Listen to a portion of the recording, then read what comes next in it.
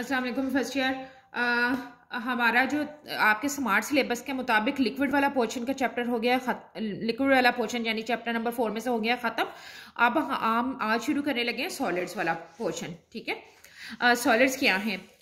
Solids basically अगर हम gases से चलें तो गैसेस के अंदर मॉलिक्यूल्स दूर दूर होते हैं, इंटरमॉलिक्यूलर फोर्सेस बिल्कुल नहीं होती हैं।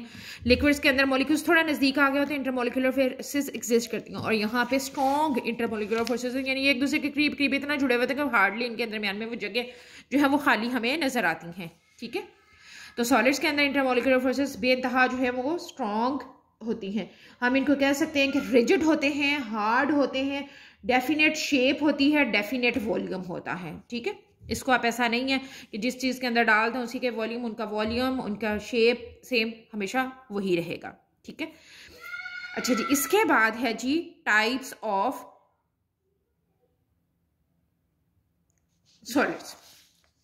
ठीक, तो इसमें दो तरह से हम इसको जो है डिवीजन कर सकते हैं। एक बॉन्डिंग के हवाले से, दूसरी अपीयरेंस के। बॉन्डिंग के हवाले से हमारे पास आयनिक जिस बॉन्ड के थ्रू बनी हुई होंगी, कोवेलेंट, मॉलिक्यूलर और मेटालिक हैं। ये आपके स्मार्ट सिलेबस में शामिल है, इसलिए क्रॉस लगाया हुआ है, इसको हमने नहीं पढ़नी। तो अभी फिलहाल जो है हम पढ़ेंगे सिर्फ अपीयरेंस के हवाले से। ये जाहिर बात है शॉर्ट क्वेश्चन के लिए आएगी क्योंकि बहुत छोटी छोटी सी डेफिनेशन है। इसमें अपीयरेंस के हवाले से जो है वो दो हैं, एक है क्रिस्टलाइन और दूसरी है एमॉर्फस। ठीक है, क्रिस्टलाइन सॉलिड्स नॉर्मली तकरीबन सारे के सारे सॉलिड्स ही क्रिस्टलाइन होते हैं, जिनके अंदर एक डेफिनेट ज्योमेट्रिक फ्रेमवर्क होता है। मतलब bond angles, bond lengths equal हमेशा जो है वो एक जैसी ही रहती हैं। ठीक है, जैसे फॉर एग्जांपल क्यूबिक स्ट्रक्चर है NaCl का। ठीक है, अब यहाँ Na लगा हुआ, यहाँ Cl लगा हुआ, यहाँ Na लगा हुआ है, तो एक डेफिनेट 4 सेंटीमीटर है, तो हर जगह 4 सेंटीमीटर होगा। यहाँ एंगल 90 का है तो सारी जगह 90 का ही एंगल होगा। ठीक है, एमॉर्फस क्या है? एमॉर्फस सॉलिड्स होते हैं जो कि शेपलेस होते हैं। ठीक है, इनके अंदर ये एटम्स, आयंस जो भी हैं ये उस तरह से वेल डिफाइंड जो हैं वो नहीं होते। इसकी एग्जांपल जो है वो है हमारे पास ग्लास है। ठीक है, सॉलिड है लेकिन उसके अंदर जो है कोई क्रिस्टल, कोई वो शेप नहीं बनी हुई थी। ऐसी रबर है, प्लास्टिक है। उसकी वजह ये होती है कि इनको हम हीट करके ना एकदम से ठंडा कर देते हैं, जिसकी वजह से ये शेपलेस हो जाते हैं, लेकिन बहरहाल कहलाएंगे सॉलिड्स ही। तो सॉलिड्स की दो टाइप्स हैं, इसको आपने शॉर्ट क्वेश्चन के लिए याद कर लेना है। क्रिस्टलाइन सॉलिड्स जिनके अंदर ज्योमेट्रिक फ्रेमवर्क होता है, नॉर्मली ज़्यादातर सॉलिड्स इसी में एग्जिस्ट करते हैं, लेकिन क्योंकि ये भी एग्जिस्ट करते हैं एमॉर्फस सॉलिड्स, एमॉर्फस का मतलब है शेपलेस, वैसे एटम्स, आयंस जो है वह specific bond length, bond angles के साथ अरेंज नहीं होते, लेकिन होते वैसे साथ जुड़े जुड़े। जैसे हमने यहाँ पे पढ़े हैं ना कि 7 मॉलिक्यूल्स जो है एक दूसरे से बिल्कुल करीब करीब होते हैं, बिल्कुल वैसे ही होते हैं, लेकिन शेप क्लियर नहीं होती है। ठीक है, इसकी एग्जांपल है ग्लास, रबर और प्लास्टिक। ठीक, अब हमने पढ़नी है प्रॉपर्टीज ऑफ क्रिस्टलाइन सॉलिड्स। ठीक है, अच्छा, नॉर्मली सवाल जो है प्रॉपर्टीज ऑफ क्रिस्टलाइन सॉलिड भी आ जाता है, प्रॉपर्टीज ऑफ सॉलिड्स भी आता है। जैसे मैंने पहले अभी भी बताया कि आमतौर पे क्रिस्टलाइन सॉलिड्स ज़्यादा एग्जिस्ट करते हैं। ठीक है, तो उन्हीं के हवाले से ही बात होती है। तो प्रॉपर्टीज ऑफ सॉलिड्स भी अगर आ जाता है तो आपने यही वाली प्रॉपर्टीज लिखनी है। उसके अंदर भी आमतौर पे सवाल नहीं आता पूरा, क्योंकि कोई 10 मेरे ख्याल में शायद दी हुई है आपकी बुक के अंदर, तो 10 की 10 तो आपको आती नहीं है। ठीक है, उसमें से ज़ाहिर बात है कम आती हैं, तो नॉर्मली ऐसा है कि 2, 3, 4 जो हैं प्रॉपर्टीज़ लिखी होती हैं, आपने उनको एक्सप्लेन करना है। ठीक है जी, इसमें जो सबसे पहली उसकी खसूसियत है वही पढ़ेंगे, यानी ज्योमेट्रिकल शेप। ठीक है, ज्योमेट्री का मतलब ये होता है कि बॉन्ड लेंथ्स, बॉन्ड एंगल्स, उसके फेसेस सारे जो हैं वो स्पेसिफिक होंगे। ठीक है, all the crystalline solids have a definite distinctive geometrical shape due to the definite and orderly arrangement of atoms, ions, molecules। जिस चीज से भी वो मिलके बना हुआ है 3 डायमेंशन में उसकी स्पेसिफिक शेप होगी, उस शेप के अंदर स्पेसिफिक बॉन्ड एंगल्स होंगे, बॉन्ड लेंथ्स होंगे। ठीक है, दूसरे नंबर पे है मेल्टिंग पॉइंट्स।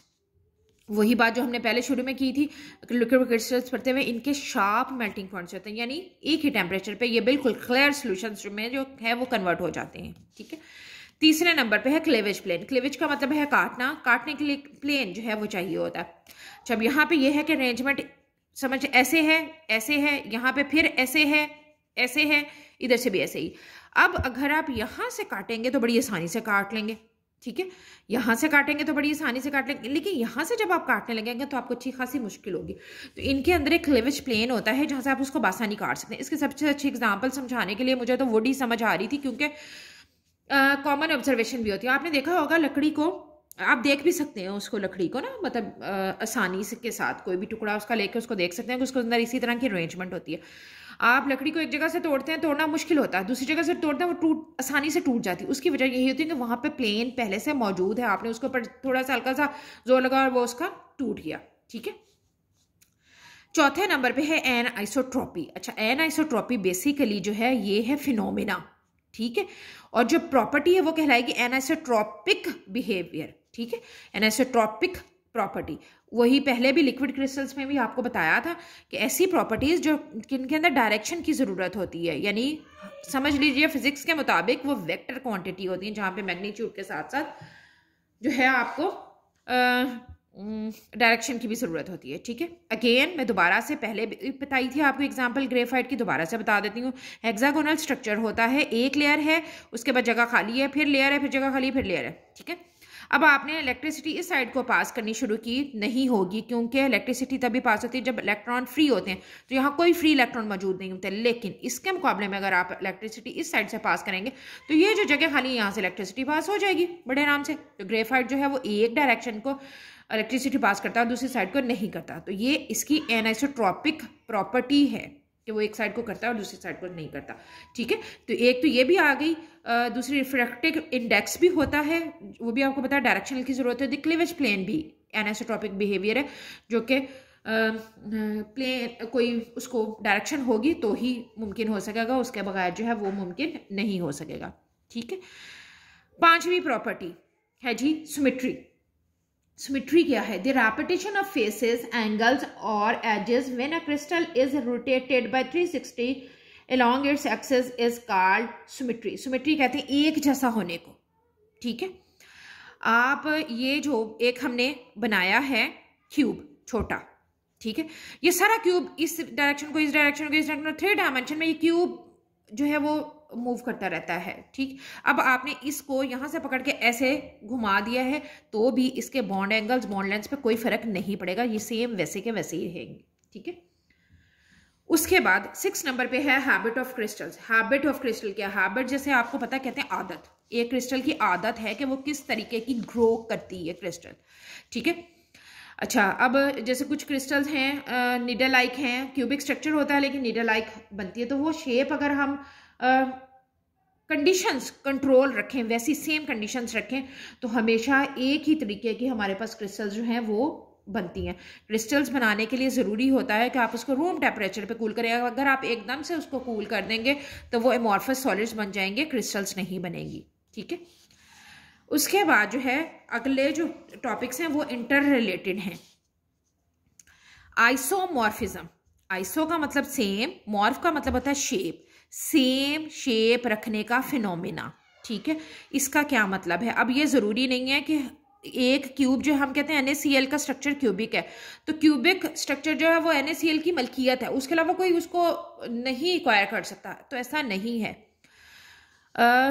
2 से ज़्यादा कंपाउंड जो है एक ही किस्म का जो है वो स्ट्रक्चर क्रिस्टल जो है स्ट्रक्चर वो शो करते हैं, तो उसको हम कहते हैं आइसोमॉर्फिज्म फिनोमेने को, और वो दोनों एक दूसरे का आइसोमॉर्फ कहलाएंगे। For example NaNO3 sodium nitrate है, KNO3 पोटाशियम नाइट्रेट है, दोनों रोम्बोहेड्रल स्ट्रक्चर शो करते हैं। ठीक है, मतलब 2 अलग अलग कंपाउंड्स हैं लेकिन एक ही स्ट्रक्चर, एक ही शेप शो करते हैं। ठीक, तो ये दोनों एक दूसरे का आइसोमॉर्फ कहलाएंगे। ये बेसिकली डिपेंड करता है एटॉमिक रेशो पे। किस चीज़ पे डिपेंड करेगा? एटॉमिक रेशो पे। एटॉमिक रेशो क्या है? 1 सोडियम, 1 नाइट्रोजन और 3 ऑक्सीजन, 1 पोटाशियम, 1 नाइट्रोजन और 3 ऑक्सीजन, 1 1 3 1 1 3, एक जैसे एटॉमिक रेशो है, तो ये एक जैसा जो शेप है वो शो करते हैं। ये दोनों एक दूसरे के कहलाएंगे आइसोमॉर्फ। और ये फिनोमेना जो 1 से ज़्यादा जो कंपाउंड है, सॉलिड्स हैं, उनको एक ही शेप में एग्जिस्ट करता है, वो कहलाता है आइसोमॉर्फिज्म। ठीक है, इसके मुकाबले में जो है वो अगेंस्ट है पॉलीमॉर्फिज्म। पॉलीमॉर्फिज्म भी सॉलिड्स ही शो करते हैं। ठीक है, पॉली का मतलब होता है मैनी, मॉर्फ का मतलब अगेन शेप। तो मैनी शेप्स का मतलब ये है कि अब उलट हो जाएगा, यानी एक कंपाउंड है और वो एक से ज्यादा फॉर्म्स में एग्जिस्ट कर सकता है, ठीक है। जैसे हमारे पास AgNO3 सॉरी सिल्वर नाइट्रेट है, वो रोम्बोहेड्रल में भी एग्जिस्ट करता है और ऑर्थोरोम्बिक में भी, यानी दो फॉर्म में एग्जिस्ट करता है। अगर आपने अब यहां से गौर किया होगा KNO3 113 की रेशो, तो यहाँ पे भी 1 1 और 3 की ही रेशो है, ठीक है। 1 1 3 यहाँ पे भी 1 1 3 की ही रेशो है, तो ये 1 1 3 की रेशो अगेन रोम्बोहेड्रल स्ट्रक्चर ही बनाने में उसकी हेल्प आउट कर रही है। लेकिन AgNO3 इसके साथ साथ रोम्बोहेड्रल के साथ साथ ऑर्थोरोम्बिक स्ट्रक्चर भी बनाता है, ठीक है जी।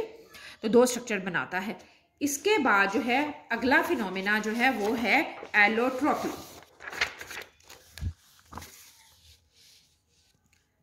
एलोट्रोपी क्या है? ये इससे मिलती जुलती है, ठीक है। अब मैंने यहाँ पे ना तीनों के लिए ही साथ ही बना दिया ताकि आपको समझ आ जाए, क्योंकि तीनों के बारे में सवाल आता है। आइसोमॉर्फिज्म, सेम शेप, डिपेंड किस चीज पे करती है? एटॉमिक रेशो पे। इसका सेम शेप का क्या मतलब है? दो कंपाउंड्स हैं, शेप एक है, ठीक है। पॉलीमॉर्फिज्म, मैनी शेप, कंपाउंड एक है, शेप्स ज्यादा हैं, ठीक है। इसमें शेप एक थी, यहाँ पे कंपाउंड्स या सॉलिड जो भी हैं वो ज्यादा हैं, लेकिन जो शेप्स हैं कंपाउंड या सॉलिड एक है और शेप ज्यादा है। एलोट्रोपी क्या? सेम यही वाला फिनोमिना है पॉलीमॉर्फिज्म वाला, लेकिन यहाँ पे सॉलिड जो है वो अब कंपाउंड नहीं है बल्कि एलिमेंटल फॉर्म में एग्जिस्ट कर रहा है। कंपाउंड अभी हमने एग्जांपल पढ़ी है AgNO3 की, ये है कंपाउंड, एक से ज्यादा एलिमेंट्स के मिलने से बना हुआ है। एलोट्रोपी सेम फिनोमिना, यानी ऐसे सॉलिड जो एक से ज्यादा फॉर्म में एग्जिस्ट करेंगे लेकिन वो एलिमेंटल फॉर्म में होंगे। इसकी एग्जांपल जो आपने शायद मैट्रिक में पढ़ भी रखी होगी, सल्फर, ठीक है। सल्फर एलिमेंटल फॉर्म है, सॉलिड फॉर्म में एग्जिस्ट करता है। इसकी दो जो हैं वो हम फॉर्म्स शेप्स जानते हैं, मोनोक्लिनिक भी और रोम्बिक भी, ठीक है। ऐसे कार्बन बहुत ही फेमिलियर है हमारे लिए, सॉलिड फॉर्म में होता है और एलिमेंट है। तो इसकी जो एलोट्रोपिक फॉर्म्स हैं वो कौन सी हैं? डायमंड और ग्रेफाइट, ठीक है। ये आपने MCQs के लिए भी याद कर लेनी है, ठीक है। इसका स्ट्रक्चर क्यूबिक होता है, इसका स्ट्रक्चर जो है वो हेक्सागोनल है। क्यूबिक स्ट्रक्चर डायमंड का और ग्रेफाइट का हेक्सागोनल स्ट्रक्चर जो है वो हमारे पास होता है, ठीक है। इसमें से जो सवाल आ सकते हैं वो क्या है? Differentiate between isomorphism and polymorphism, इन दोनों के दरमियान में difference. Differentiate between polymorphism and allotropy, इन दोनों के दरमियान में जो है वो डिफ्रेंशिएट करना जो है वो आप बताएंगे, एग्जांपल्स देंगे, एक या दो जितनी भी हैं। लास्ट वन जो है हमारे पास सॉलिड्स की प्रॉपर्टी है ट्रांजिशन टेम्परेचर।